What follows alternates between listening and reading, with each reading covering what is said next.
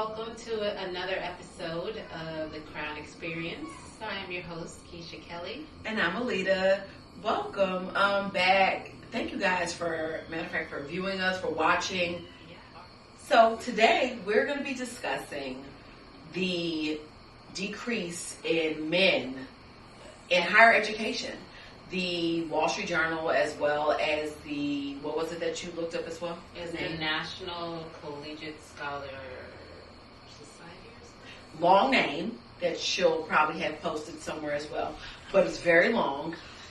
They came out with data, with statistics that show that there has been as much as a decline in 71% of college-age men, which is 18 through 24, not going into higher education. And so the question that we're talking about, what we're talking about is where are they? And why are they not going into higher education? What is going on within the male population where they don't want to go to college? Now, both of us being African American women,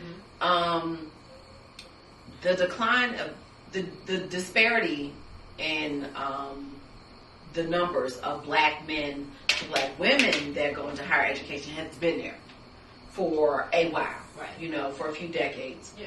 It was there when we started college. It was been there, and they've talked about that.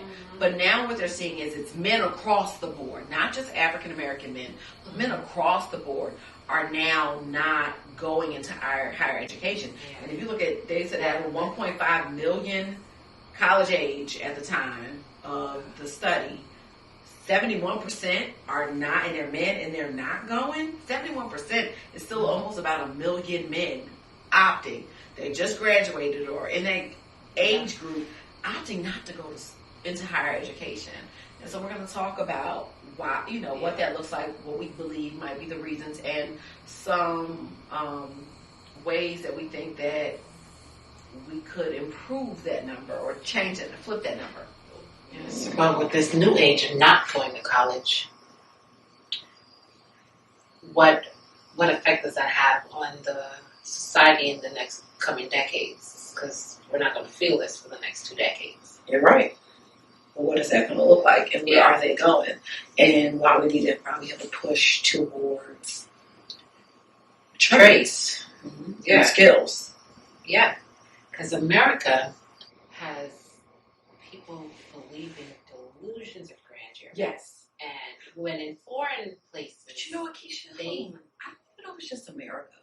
I feel like social media in this generation, because it's not just here. It's even before this. Well, okay, yeah. So like, for when I was coming here, even back then until now, for me, I always thought America was like the middleman getting over. I always felt like it didn't have any real skill. It just managed everybody else. Yeah. So now that the young group don't want to be pimps no more, they don't want to work no more. Right. And that's the thing. Where are they at, though? Trying to be social media influencers. But now, see, that's the thing. I think that's across the board, period. Yeah. I think that this generation overall, that's all they want to do. Like, kids' jobs had even flipped. They've done studies with that. Whereas, like, jobs 10, 15 years ago were athlete, rapper, or whatever, center entertainment. Now it's like influencer, YouTuber, gamer, social media expert. Right, and now then athlete, then rapper. Like but it's a complete flip. So I think it's just a change of times. Yeah, a lot has to do with the digital age, but still, it had a shitty foundation. Yeah, absolutely. That I can agree with. The foundation was always skewed anyway. Yeah. And education, higher education was never set up for minorities and marginalized people. No. And then from the beginning. This world is so warped right now. You need those lights. Like when you're landing a plane, you need somebody to be like this way, showing them their options. Right. You're absolutely right. I mean, because it's like, what happens if they don't go to school? Where are they? Right. It's like it's like a missing generation right there. Like, it's a missing gap. It's like, so if they're not going to college, they're going to trade school. They're not going to trade school, are they going to the workforce? They're not going to the workforce, they're going to the military. But where are these men now? Yeah. What are they doing? Like, it's one thing to give us the information, but now I want to know, where are they? Yes. And what are their plans? Because Forbes, as this NPR, what should we call it? A bunch of them. It had a whole bunch of them. Just with the New York Times too. They all are saying the same thing, but they are not answering the question of where these kids are going. and how do we fix it? Yeah. Where are they going, and how then do we fix it? What are the reasons that they're not going to school, and then how do we come together as a whole society to help them figure out or get somewhere that will benefit them in the future? Because that is and like, of course we won't see the ramifications Right. for another 20 years. another generation, Yeah. right? 20 years. But we need to figure that out before we get to that point. We can't just be like, you know what, here's the information and cut. It becomes, okay, here's the information, but now how do we solve this problem? Right. What are the solutions to this? And it might not be, like Keisha said, it might not be higher education, but what are the solutions? Yes. And then I'm like, how does that frame society, right? Because a lot of our politicians today, who makes the laws that hurt all of us, have all gone to law school or medical school, something. They've gone to higher education, political science. They've all gone to all of these places, alma matered up, and they've been in their positions for decades. And in 20 years, half of them are going to die because some of them are like 70 and shit, and they pushing it. They are pushing it. So But who takes their place? who takes their place? That's it. Who takes their place, and then who takes their place? If we're not educating ourselves, I don't care if it's 4 years, 2 years, like I said, trade, whatever. If we're not learning something and growing, then who then takes over? Like I said, when I say infrastructure, I just don't mean buildings. The infrastructure of the political system, the education system, who runs it, who fixes it, who grows it, who improves it. If we're not going to go into some type of something that educates your mind in some kind of way, I don't know. That's my feeling about that. Who then?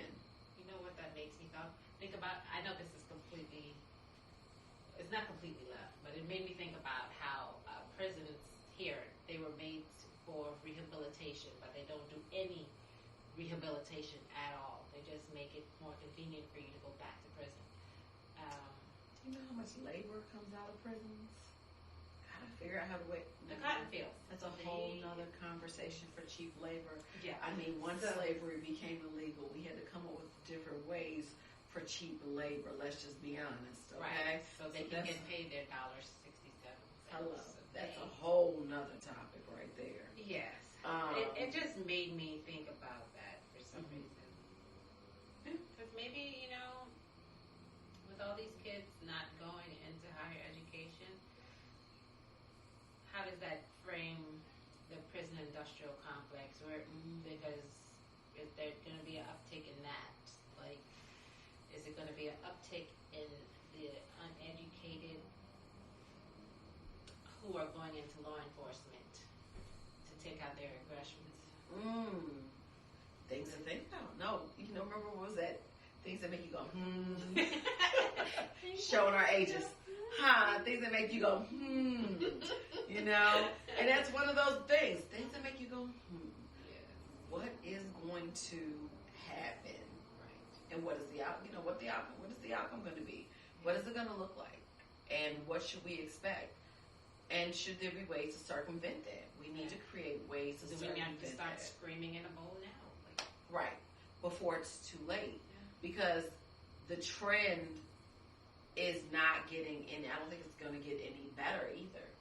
Right. It's just getting deeper and deeper for people to be uneducated and ill-informed, and easier for them to be taken advantage of by people who they think are authority figures because they just have this persona of the con man that puts out for them. But like the Bible, you know, let's go back to the word. The Bible says, "For my people shall perish for their lack of knowledge." You know, don't lack knowledge. In all thy ways, get understanding. But understand some things out here. Yeah. And right now, we need to understand what's going on with our men and why they're not going into higher education. We need to figure out where they are going so Hopefully that we it's can in a make trade. sure. Right, hopefully. Hopefully it's something, that benefits society and their families, Right. because the alternative is scary. It is. It really is. It really is. And I don't want to even imagine what that could look like even 10 years from now, 5 years from now. Yeah. Because if you're talking about 18 to 24, 5 years from now, they're pushing 30. Right. You know, the ones that are 24 are almost at 30. What does that look like? Mm-hmm. You know? And that change comes when you At 30. Yeah. It really does. Like, yeah. you start to really grow. That's when you become a real adult. Let me stop. There's some real adults that's in their 20s. Like, don't get me wrong, but They were forced into it. yes, but My they're- 20s was to play. 30s, that's where it all I don't want to ever redo my 20s. My lips are so. I love my 20s. I mean, some of the shit I would not do or admit to, but it was great. I had a great time. And I would do it all over again. It's all learning experiences. You learn from shit. Yes, you do. You do. Yeah, you do. You do learn a lot of stuff. Yeah. And that's why it's important to have guided lessons, I feel like, also in your 20s. Yeah. Because it prepares you to go into your 30s, your 40s, and beyond, God willing, with better focus. Yeah. Alina and I had a conversation yesterday, just flipping conversation, with, she wanted to go into the Air Force at high school. I wanted to go into the Air Force in high school. We never talked about it until yesterday. I was like, if the two of us would have had a conversation about it, I said we probably would have ended up in the Air Force together. We probably would have ended up definitely together. Yeah. Yes. I was like, I didn't know. And I was like, I didn't know she wanted to go either, but I wanted to go. I wanted to go into the military. I wasn't deterred by it. I mean, Yeah. Like, the Air Force was the shit. That was going to be my then I'm generations of military family members. So I just, but Because as so many of the guys in our school were going into the Navy. they were. A bunch of them are still in the Navy. Yes. They're retiring from the Navy now. Retirement from the Navy. Oh, gosh. Well, if I was retiring at 40, I'm like, Do okay. you know, like, for real, from the military to, yeah. Decisions. But as Keisha said, we need to be guiding these children and young adults in the right direction. And they do need that support, that circle of support that's going to push them in the right direction. So be it trade, be it college, be it military, be it work. But, pushing them into the right direction and for their life, for their individual life. Okay, helping them have the courage and fortitude to experience life, not being afraid to try something. I've always been a big component for try it once, see if you like it. Try it, you'll like it. You never know. I'm big on that. My son, he can come to me and tell me all types of great shit. He don't like this, he don't like that. If he hasn't tried it, Yep. I'm not trying to hear it. Don't Yep. tell me not a goddamn thing until you try it. Have you experienced it? If you have not, then how about you just, Fall back. as long as it's within reason. Word. We don't want you to try it. I don't want you to try to kill somebody. Nope. That's no. But I'm not raising serial killers. no, not at all. And then, but just so you know, we do push the belief that we have to guide our children into their passions and into their purpose. And then if some people don't have that support, we need to create communities of support or programs and nonprofits that do just that. That's what I think it's the state of the world that we're in right now. I think a lot of people are opting out of university. I do. Which I think that's what I'm not mad at. No, because it does it feels like a cog in a system set up to keep you in bondage. Yes. That's what I feel like. I think as higher education became more accessible, it then became another layer of way, to keep people oppressed, like Very much with so. student loans and Yes. And how come out of everything you can get bankruptcy for, student loans you can never get bankruptcy worse than for. mafia. Absolutely. But like that is Absolutely insane because so many people, they go to school, they don't get jobs for what they went to school for. So then they end up taking these jobs that cannot afford to pay back the student loans that they got. And they are just struggled and riddled with debt for the rest of their lives. Yeah, but even if you do take a job like in a nonprofit or as a first responder or educator, that program is still jacked up where people have been paying for 10 years on time and they still can't get their debt wiped out.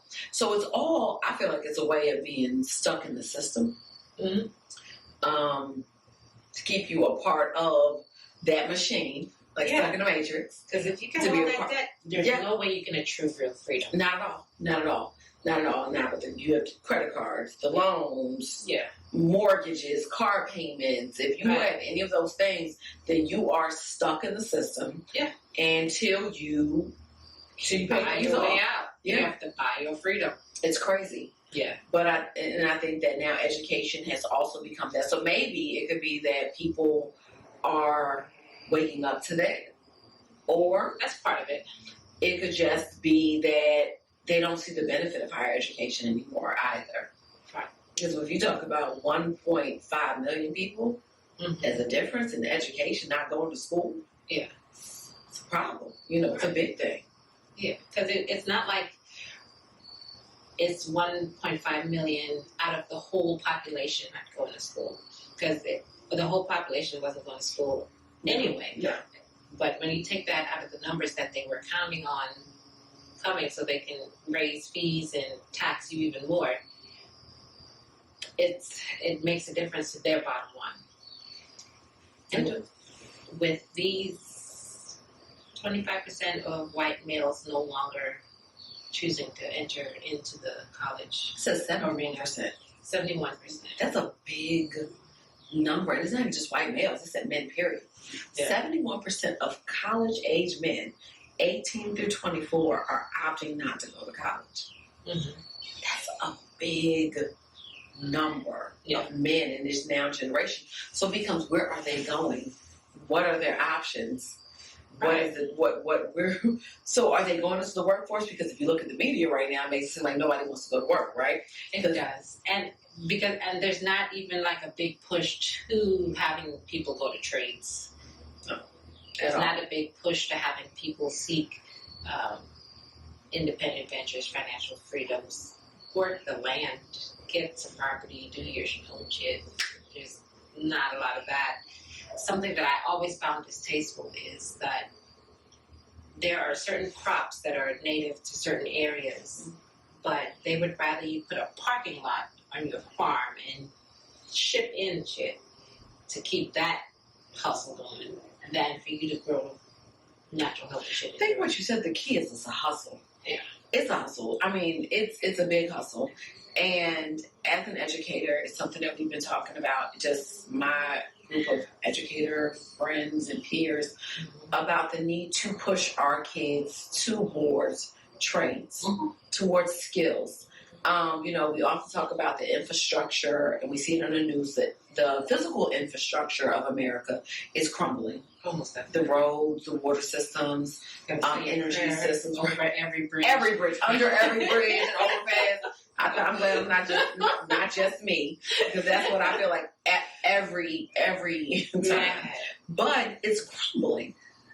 It's falling apart. Yes. And if we don't have people that can come in and fix those things, it's going to further crumble and fall apart. However, I think they're relying on shit from 100 years ago. And they're crazy. The grid from 100 years ago to still maintain power. The growing population, the growing technology. Crazy. The population has grown by billions in the last 100 years. I mean, we're sitting at almost 8 billion people in the world.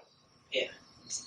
in America is like 700 million something people live in the United States, and we are going off of infrastructure that was built hundreds of years ago. Right. It's crazy. It is crazy, but we're also not replenishing our reserves. No. So we're not replenishing our infrastructure.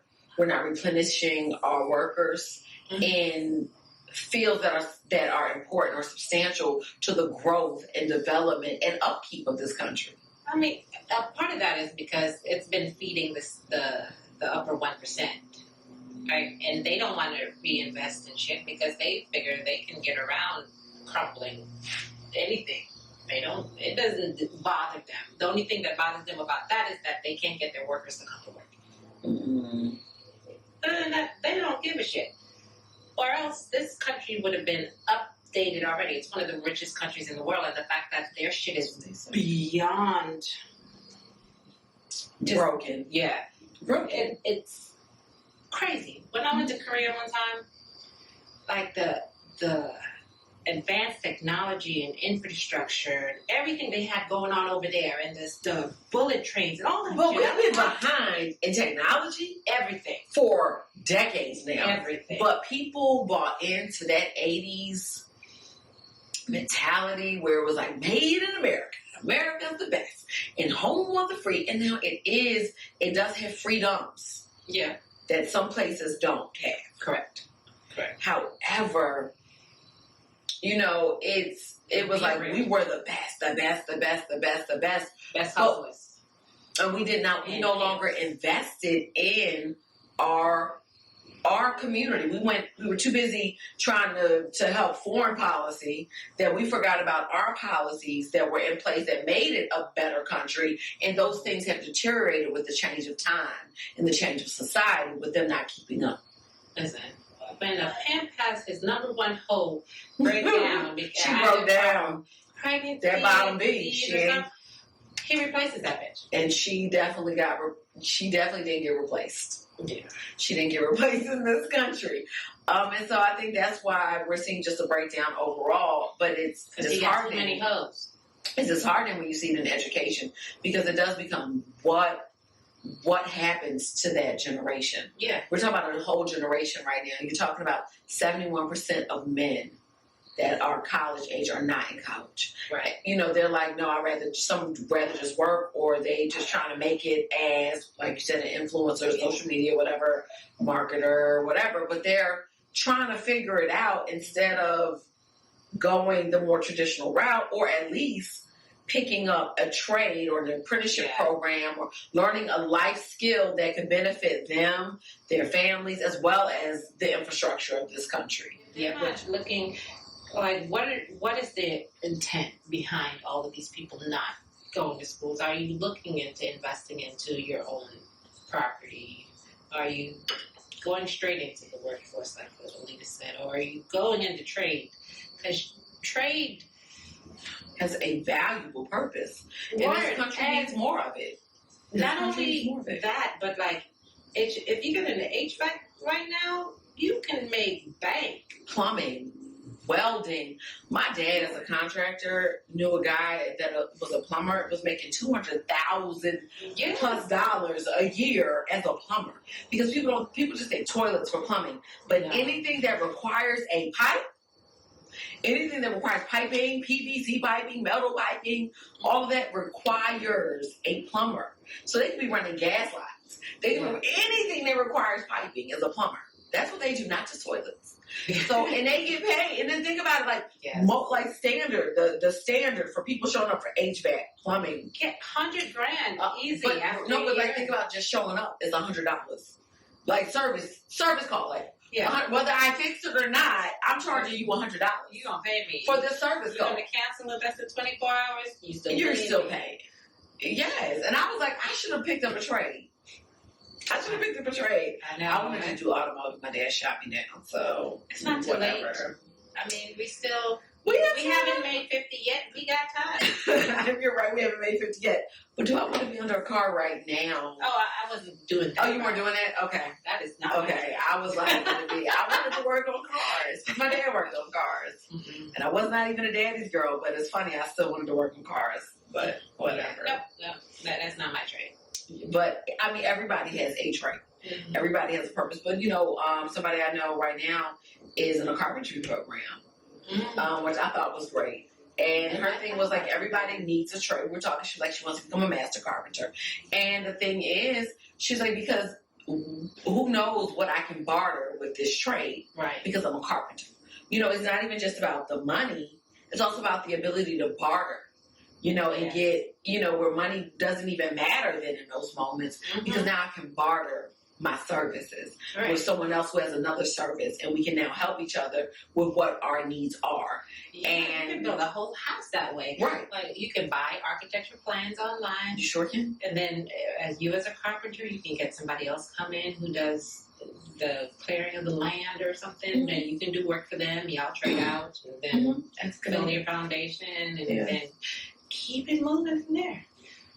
I always wanted to look into see what kind of classes Home Depot and stuff has to teach me how to use the equipment. Are they doing those right I don't know. Probably not. now? Okay. I had bought an electrical saw that nobody wants me to have or play with.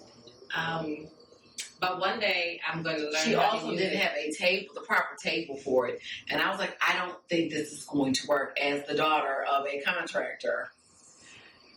Anyhow. Okay. Nobody wanted me to play. But I will play with it one day. No. Properly. When We I learn don't how to. want her to play at all. We don't want Keisha to play. It's the same reason nobody wants me to go to the gun range. Don't want her to go to the gun range either. No, not at all. It's all good. Yep, that's the same reason. We don't want her to have access to a saw or a gun. Ever.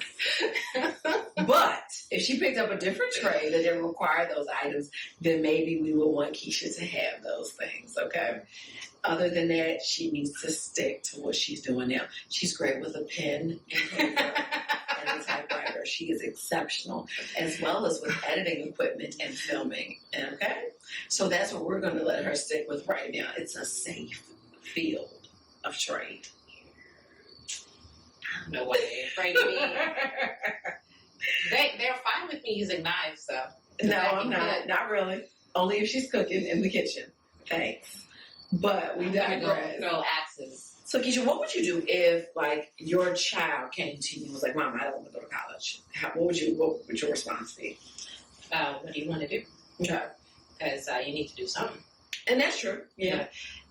I have always told him, I don't care if you don't go to college, but you need to find something that you're passionate about and pursue that. And if that's not in college, if that's a trade or whatever, do that. Always in support of what you want to do, but you need to do something because you're not just going to sit here and play video games all day. If you want to play video games, okay, learn how to make your own video games. You better be the best daggone video game player out there, something. Right. Right, I get it. Yeah. I get it. But you know what? You made me think about something when you said passion. It's about finding. I feel like if you're passionate about something, pursue that passion. Mm-hmm. Work-wise. My mom was somewhere else. Make sure if it's something that you're passionate about that you pursue it and that you give it your all. Right. And I get what you're saying. I can get behind that.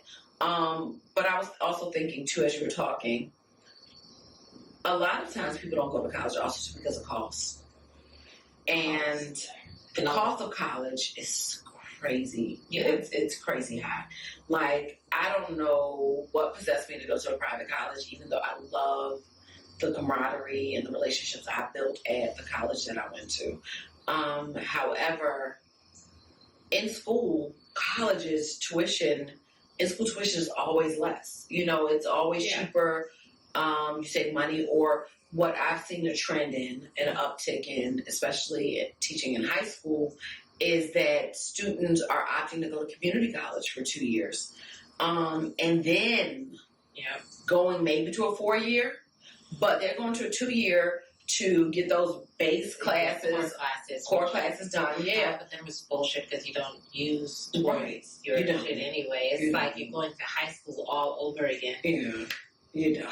And they pay half or a quarter of the price that you're paying at these private or even these larger 4-year state schools. Yeah. And then they go so they have less debt, and I think that's what it is too. I think a lot of people just don't want to be in debt anymore. Yeah, I know I'm over it. You and I both. And I wish I had thought about that as an option. Like, I would really strongly consider that as an option for my son if he wasn't going to get a scholarship for, Yeah, for most anything. definitely. Like, I was like, are you going to build me a house, sweetie? Because he loves, like, well, he did back then. He loved Minecraft and shit, and he was very good at putting shit together. I'm like, you can become an architect, you can become a carpenter, you can do all that shit. Build your mother a house. Do something. Right. Please figure it out. Yeah. But I think that we need to have, in this country, we need to have more programs that help children find their passion and their paths, starting probably as early as 8th grade. I mean, if they already know what path they're going to put you on from 3rd grade, whether it's going to be to jail or college, then they should be starting to influence what type of trade programs are out there for you from 3rd grade. Let me tell you, I just found, not that part out, but here that by 3rd grade, they will determine what math pathway you are on based on your state math test. 3rd grade. Mm-hmm. It was at 8 years old? 8 years old? Mm-hmm. 8. That will determine your math path for the rest of your duration. If you're going to be an honors level math or general level foundation math or whatever. Yeah. That 3rd grade is the determining grade for that. That's crazy because we're still just learning multiplication and division. Right. And that's supposed to be the grade to determine what path you go for, either honors math, accelerated math, or general math. Mm-hmm. 3rd grade, where you're still all just learning. That is crazy. It was a math teacher that told me this. I was like, what? Yeah. I was like, what is that? That's crazy. How? How can that in 3rd grade determine where my child is going to go? Yeah. Their brain's they're still developing. They're still learning. All of this is putting them in prison to pipeline? Like, yes. That's what you're telling me? Yes. From school, prison, like what in the world is going on that 3rd grade can determine if my child can be in honors or accelerated math or general class or general math? The systems that they created. It's crazy. Yeah. 3rd grade. Yeah. That's my problem with education anyway. I have a hate relationship with it because there's some love there, I guess, because I do love learning. And it's pursuing learning. Because it's important, but you love pursuing learning because it speaks to your passion and your heart. And I think that's what we need to start doing is give learning, not, what am I, focused. I'm like, focused, streamlined. Focused things that go along with a child's passion and what they want to pursue. And it could change. Like, I know at some point in time, I was in women in engineering and science programs. And I did all the engineering and science summer programs and after school programs and everything else. Yeah. And now I teach science, but that was not what I went to college for. That wasn't what I thought I would end up, the field I would end up in. But I did everything related to that because I had a love for it, and I actually liked electrical engineering the most. I used to like the soldering irons and putting circuit boards and stuff together. I loved all that stuff. Don't my ass off. But I guess using my hands, I talk a lot with my hands. I think that's what it was.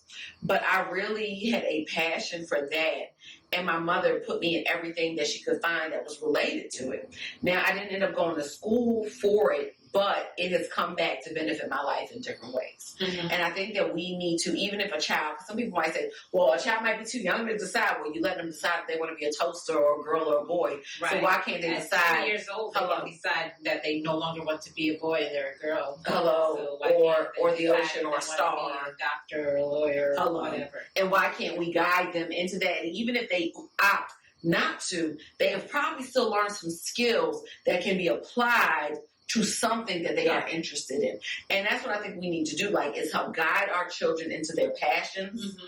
Mm-hmm. And like I said, 8th grade, I think, is a pretty good age to start talking about it. 9th grade would be probably when they go into these programs where they go into apprenticeship programs. Because truly, before they started pushing these teenage years, which was really modern construct because teenagers used to go into apprenticeship programs and learn trades, or they would go, if they had money, go into post-secondary education program. They would go to college and university or travel or things like that.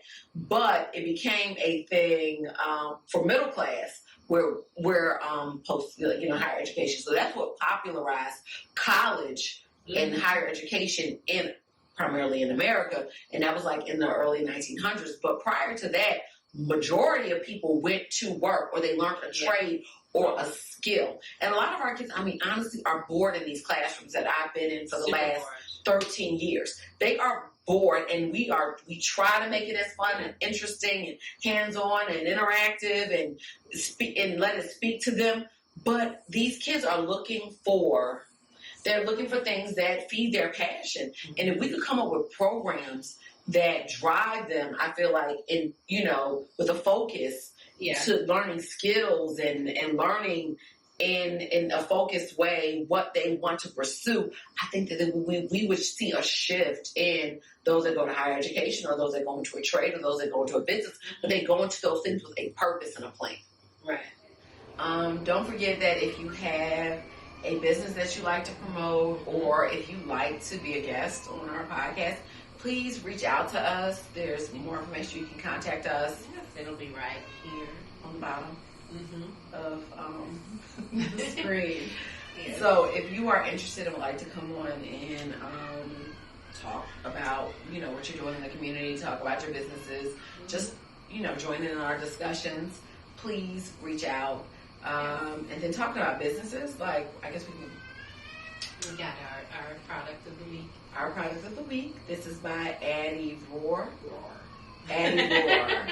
I don't know why she did a roar. I don't even think the person roars, but it's Addie Roar. I love it. Phonetic. But she is an artist, and she does prints, she does mugs, she does calendars, she does organizers with her artwork, and I think I found her on maybe Instagram. I really genuinely don't remember where I find a lot of our stuff.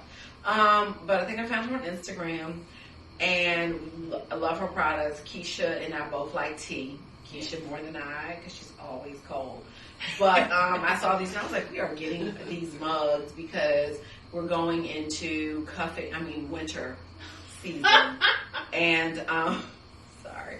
And it's a little cold outside, and so thought we would get us some mugs for our coffee or tea or cider. Not cider fan. I like apple cider. She's a cider fan. But yeah, so if you like what you see with Addie Moore, please check out her stuff. She's really great. Link is right here somewhere. It's on. It's also on her mugs. Yeah. She does great about marketing and keeping her name on her stuff, because I think it's like right here. So good job on that, Addie. And look forward to seeing more products from you. Love supporting, like I said, our women that are out here doing it. They're on the way.